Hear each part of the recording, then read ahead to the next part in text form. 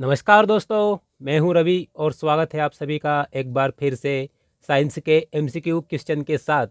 इस वीडियो में साथियों जीव विज्ञान के यूनिक 30 प्रश्न बिल्कुल उसी तरह के प्रश्न लेकर आए हैं जिस तरह के प्रश्न वर्तमान परीक्षाओं में आपसे पूछे जा रहे हैं। तो वीडियो पर जो भी पहली बार विजिट किए हैं, वीडियो को लाइक और शेयर कर दीजिए दोस्तों के साथ, अपने मित्रगणों को भी शेयर कर दीजिए फटाफट से। और जो चैनल पर नए हैं वो चैनल को सब्सक्राइब वाला बटन फटाफट से दबा दीजिए। चलिए साथियों बढ़ते हैं प्रश्नों की ओर। प्रश्न कौन से आपके लिए? पहला प्रश्न आपकी स्क्रीन पर शो हो रहा है, देखिए साथियों। कॉकरोच के वंश का नाम बताइए। किसका? कॉकरोच के वंश का नाम बताना है आपको, क्योंकि कॉकरोच, मेंढक वगैरह जीवों से काफ़ी प्रश्न परीक्षाओं में पूछे जा रहे हैं। आपने देखे होंगे पुराने पेपर उठा के, और वर्तमान में जो चल रहे हैं उन पेपर में भी देख लीजिए कि इस तरह से जीवों के ऊपर आधारित प्रश्न काफ़ी पूछे जा रहे हैं। तो इसका उत्तर क्या होगा साथियों? कॉकरोच का वंश क्या है साथियों? कॉकरोच का वंश है साथियों पेरीप्लेनेटा। क्या है? पेरीप्लेनेटा वंश का है कॉकरोच। क्या उत्तर होगा? Option C, Periplaneta. Option C इसका उत्तर होगा। चलिए साथियों बढ़ते हैं अगले प्रश्न की ओर। अगला प्रश्न है आपकी स्क्रीन पर साथियों, देखिए अगला प्रश्न है इनमें से उपचयी क्रिया कौन सी है? क्या पूछा गया है? इनमें से उपचयी क्रिया कौन सी है? तो साथियों पोषण। कौन सी? पोषण है, एक उपचय क्रिया है। कौन सी क्रिया है? उपचय क्रिया है पोषण। पोषण उपचय क्रिया में आता है साथियों, बिल्कुल ध्यान रखिएगा इसका। चलिए नेक्स्ट क्वेश्चन देखते हैं साथियों। नेक्स्ट क्वेश्चन आपके सामने है, कोशिका के उपापचय। क्या प्रश्न है साथियों? इस प्रश्न को बिल्कुल एकदम ध्यान से पढ़िएगा, बिल्कुल ध्यान से पढ़ना है इस प्रश्न को। कोशिका उपापचय मध्यस्थ पदार्थ। कोशिका उपापचय मध्यस्थ पदार्थ कौन से हैं? कौन से हैं साथियों? तो आपका प्रोटीन, लिपिड और कार्बोहाइड्रेट। उपरोक्त तीनों क्या है साथियों? कोशिका उपापचय मध्यस्थ पदार्थ है। अगर प्रश्न पूछा जाए कोशिका उपापचय मध्यस्थ पदार्थ कौन से साथियों? प्रोटीन, लिपिड, कार्बोहाइड्रेट, ये तीनों ही क्या है? कोशिका उपापचय मध्यस्थ पदार्थ है। बिल्कुल ध्यान रखिएगा, आपको ऑप्शन में ये तीनों वहाँ पर नहीं मिलेंगे, एक ही मिलेगा। ऐसा प्रश्न भी आपके सामने आपके एग्जाम में हो सकता है, इसलिए आपको तीनों बता दिए हैं। तो तीनों को ध्यान रखिएगा, तीनों में से कोई भी ऑप्शन आपको मिल सकता है, तो आपको उसी ऑप्शन को टिक करना है। चलिए अगले प्रश्न की ओर बढ़ते हैं साथियों। अगला प्रश्न देखिए, क्वेश्चन नंबर 4 देखिए साथियों। इसमें क्या है? जीवधारियों द्वारा आंतरिक वातावरण को अखंड बनाए रखने की प्रवृत्ति को क्या कहते हैं? जीवधारियों द्वारा आंतरिक वातावरण को अखंड बनाए रखने की प्रवृत्ति पूछी गई है। क्या कहते हैं इसे साथियों? इसे कहते हैं होमोस्टेसिस। क्या कहते हैं? होमोस्टेसिस कहा जाता है। ऑप्शन ए इसका उत्तर होगा, होमोस्टेसिस। क्या कहते हैं? जीवधारियों द्वारा आंतरिक वातावरण को अखंड बनाए रखने की प्रवृत्ति को साथियों होमोस्टेसिस कहते हैं। चलिए नेक्स्ट प्रश्न की ओर साथियों। बिल्कुल ऐसे ही प्रश्न आपको मिलेंगे साथियों, यहाँ पर बिल्कुल ऐसे ही प्रश्न मिलेंगे जो वर्तमान में ट्रेंडिंग में चल रहे हैं, एग्जाम्स में पूछे जा रहे हैं। चलिए प्रश्न नंबर 5 देखिए साथियों आपकी स्क्रीन पर। सर्वप्रथम जीवन की उत्पत्ति कहाँ हुई थी साथियों? जीवन की उत्पत्ति सर्वप्रथम कहाँ हुई थी? जल में हुई थी साथियों। कहाँ पर? जल में हुई थी। जल में हुई थी सर्वप्रथम जीवन की उत्पत्ति। कहाँ पर? जल में। ध्यान रखिएगा साथियों। बढ़ते हैं अगले प्रश्न की ओर।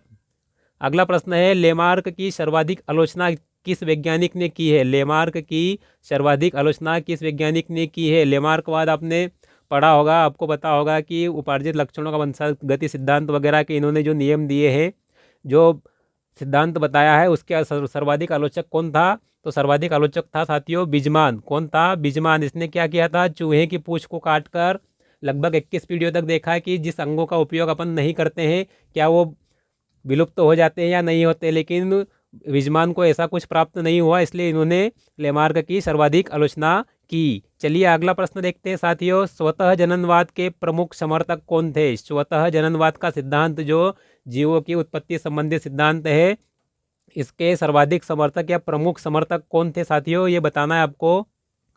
तो कौन थे साथियों सर्वाधिक समर्थक? कौन थे? Van Helmont. कौन थे? वॉन हेलमोंट आपका उत्तर होगा। इन्होंने सर्वाधिक समर्थन किया है किसका? स्वतः जननवाद का सर्वाधिक समर्थन किया है वॉन हेलमोंट ने। चलिए साथियों आगे देखते हैं।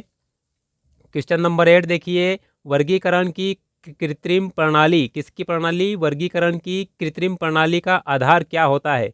किस आधार पर कृत्रिम प्रणाली में वर्गीकरण किया गया है? तो इसका आधार क्या है साथियों?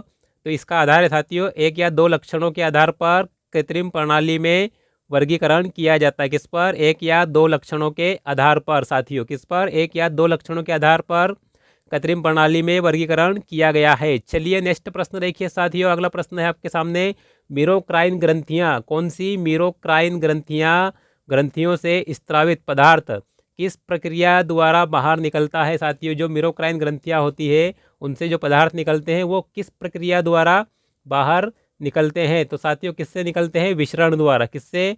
विसरण द्वारा बाहर निकलते हैं। ऑप्शन बी इसका उत्तर होगा, विसरण प्रक्रिया द्वारा मीरोक्राइन ग्रंथि से स्त्रावित पदार्थ बाहर निकलते हैं। ध्यान रखिएगा साथियों। चलिए अगले प्रश्न की ओर।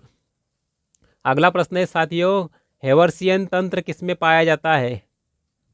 हेवर्सियन तंत्र किसमें पाया जाता है?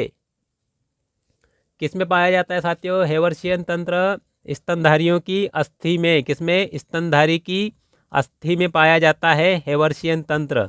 कौन सा तंत्र? हेवर्सियन तंत्र स्तनधारी की अस्थि में पाया जाता है, अस्थियों में। चलिए अगले प्रश्न की ओर साथियों। अगला प्रश्न है, कॉकरोच के मुखांगों की बात की गई है साथियों। कॉकरोच के मुखांगों में सम्मिलित नहीं है। लास्ट में देखिए प्रश्न को ध्यान से, नहीं पूछा गया है।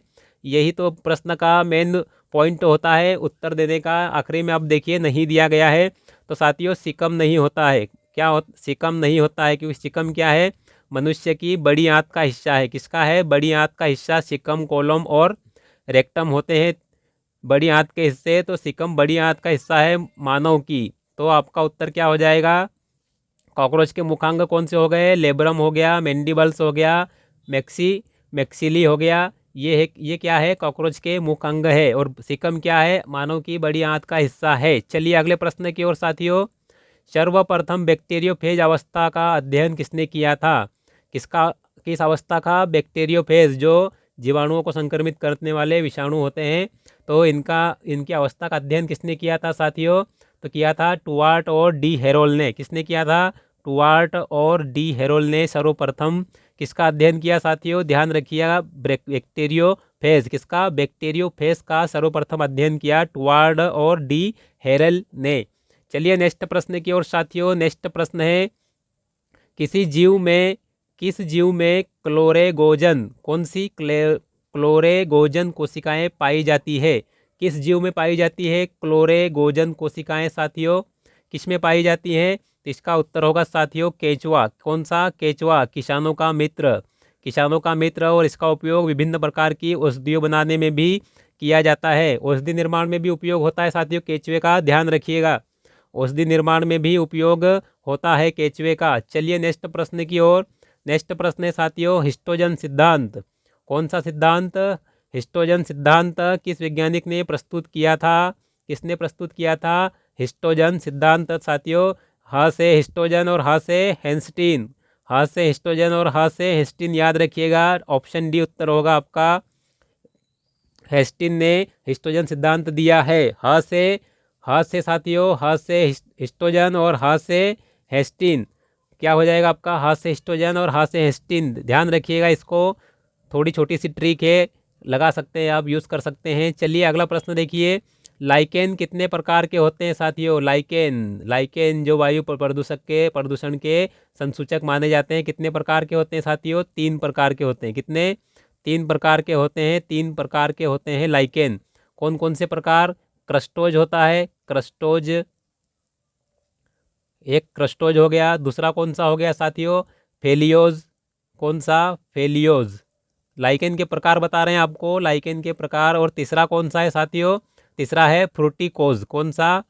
फ्रूटिकोज। ये 3 प्रकार है लाइकेन के। किसके? लाइकेन के प्रकारों की बात हो रही है। लाइकेन के 3 प्रकार है।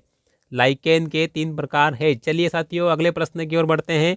अगला प्रश्न है आपके लिए, जीवाणु में लैंगिक जनन की खोज किसने की थी? जीवाणु में पूछा गया साथियों, लैंगिक जनन की खोज किसने की थी? बैक्टीरिया में तो साथियों लेडरबर्ग और टोटम ने। किसने की थी? लेडरबर्ग और टोटम ने की थी। किसकी खोज की थी जीवाणु में लैंगिक जनन की। किसकी? लैंगिक जनन की, और वो भी जीवाणु में साथियों, बैक्टीरिया में। ध्यान रखिएगा बिल्कुल पॉइंट को। जीवाणु में लैंगिक जनन की खोज की थी लेडरबर्ग और टोटम ने। चलिए नेक्स्ट प्रश्न की ओर। नेक्स्ट प्रश्न है जिम्नोस्पर्म में साथियों डॉट डॉट डॉट दिया गया आपको खालिस्तान यहाँ पर। जिम्नोस्पर्म में क्या होता है? पुष्पों का अभाव होता है। पुष्प पाए जाते हैं, एक बीजपत्री पुष्प होते हैं या द्विबीजपत्री पुष्प होते हैं। तो साथियों इसमें क्या होता है? पुष्पों का अभाव होता है जिम्नोस्पर्म में। क्या होता है? पुष्पों का अभाव होता है जिम्नोस्पर्म में। ध्यान रखिएगा, जिम्नोस्पर्म में पुष्पों का अभाव होता है। चलिए अगले प्रश्न की ओर। जगत एनिमेलिया, जगत एनिमेलिया को प्रमुख रूप से कितनी शाखाओं में विभाजित किया गया है? जगत एनिमेलिया की बात हो रही है साथियों, तो इसको 3 शाखाओं में विभाजित किया गया है। कितनी? 3 शाखाओं में विभाजित किया गया है। कौन कौन सी 3 शाखाएं हैं साथियों? कौन कौन सी 3 शाखाएं? तो एक है मीशो, एक है मीशो, और दूसरी है साथियों पेरा, और तीसरी कौन सी है? यूमेटाजोआ। कौन सी? यूमेटाजोआ।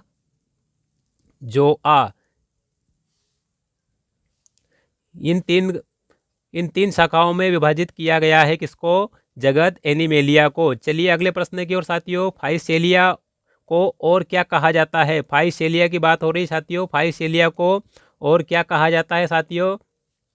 इसे कहा जाता है पुर्तगाली लड़ाकू। क्या कहते हैं फाइसेलिया को? पुर्तगाली लड़ाकू कहा जाता है, पुर्तगाली लड़ाकू। और इसका संघ क्या है साथियों? फाइसेलिया का संघ अगर पूछा जाए आपसे तो सिलेंट्रेटा संघ में आता है। सिलेंट्रेटा संघ का प्राणी है। कौन?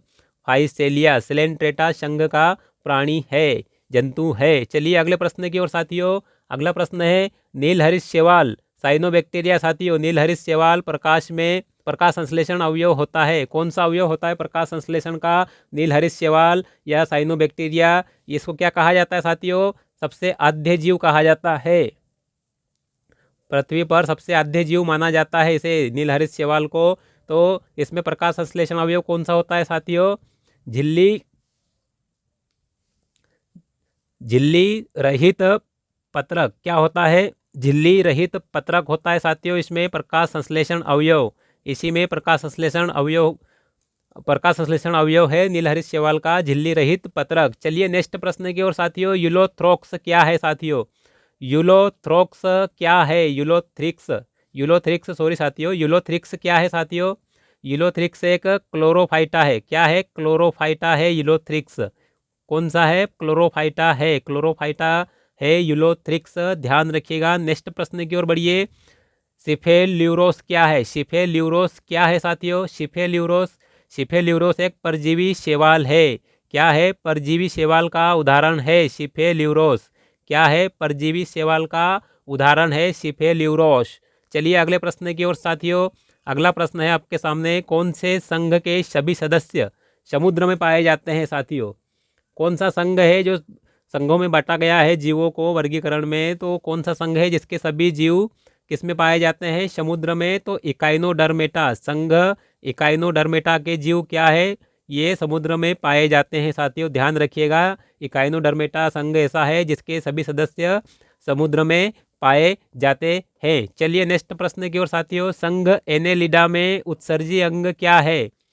संघ एनेलिडा का उत्सर्जी अंग पूछा गया है साथियों। संघ की बात हो रही है तो एनेलिडा संघ में उत्सर्जी अंग क्या है? नेफ्रिडिया। क्या है? नेफ्रिडिया उत्सर्जी अंग है संघ एनेलिडा में। किसमें? संघ एनेलिडा में साथियों। ध्यान रखिए। चलिए नेक्स्ट प्रश्न की ओर बढ़िए साथियों।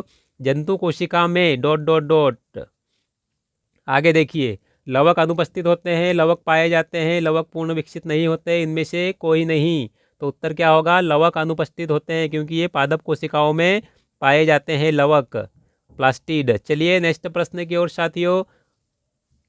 प्लाज्मा झिल्ली का इकाई झिल्ली मॉडल किसने प्रस्तुत किया था? प्लाज्मा झिल्ली का इकाई झिल्ली मॉडल किसने प्रस्तुत किया था? रॉबर्टसन ने। किसने? रॉबर्टसन ने प्रस्तुत किया था प्लाज्मा झिल्ली का इकाई झिल्ली मॉडल। चलिए नेक्स्ट प्रश्न की ओर। 27 नंबर प्रश्न। मंड का संचय कौन करता है साथियों? मंड स्टार्च का संचय कौन करता है? तो एमाइलोप्लास्ट करता है। कौन? एमाइलोप्लास्ट संचय करता है मंड का। नेक्स्ट प्रश्न देखिए साथियों। सर्वप्रथम किस एंजाइम को खोजा गया था? या प्रश्न ऐसा हो सकता है कि सर्वप्रथम खोजा गया एंजाइम क्या था, या सर्वप्रथम खोजे गए एंजाइम का नाम क्या था। तो साथियों जाइमेज था। कौन सा? जाइमेज। ऑप्शन सी इसका उत्तर होगा। जाइमेज एंजाइम सर्वप्रथम खोजा गया था। चलिए सेकंड लास्ट क्वेश्चन साथियों, प्लाज्मिड की खोज किसने की थी? प्लाज्मिड की खोज जो कि जेनेटिक इंजीनियरिंग में काम आता है, जेनेटिक इंजीनियरिंग में भी काम में आता है साथियों। तो खोज किसने की थी? लेडरबर्ग ने। किसने? लेडरबर्ग ने खोजा था। किसको? प्लाज्मिड को। Francis Crick double helix model के लिए फेमस है। आर्थर कॉनबर्ग ने किसमें? अंधे पात्र में इसका डीएनए का संश्लेषण किया था। आर्थर कॉनबर्ग ने 1953 में किया था साथियों। चलिए लास्ट क्वेश्चन की ओर बढ़ते हैं साथियों। कृषि फेरा में पुंकेसरों की कुल संख्या कितनी होती है साथियों? तो कृषि फेरा में कितनी होती है साथियों? 6 होती है। कितनी होती है? 6 होती है फेरी में पुंकेसरों की संख्या। और 10 किस में होती है साथियों? पोपिलियो नेसी में। किसमें? पेपीलियो पेपिलियो नेसी में 10 होते हैं क्या? पुंकेसर। चलिए साथियों ये थे आपके लिए 30 प्रश्न, बायोलॉजी के 30 प्रश्न थे साथियों आपके लिए। चलिए मिलते हैं अगले वीडियो में, फिर से आपके लिए लेकर आएंगे। इसी तरह से सामान्य विज्ञान की सीरीज आपके सामने चलती रहेगी आपके लिए इस चैनल पर। तो चैनल को सब्सक्राइब जरूर कर लीजिएगा जी, जो साथीगण पहली बार विजिट किए हैं चैनल पे। मिलते हैं साथियों। जय हिंद।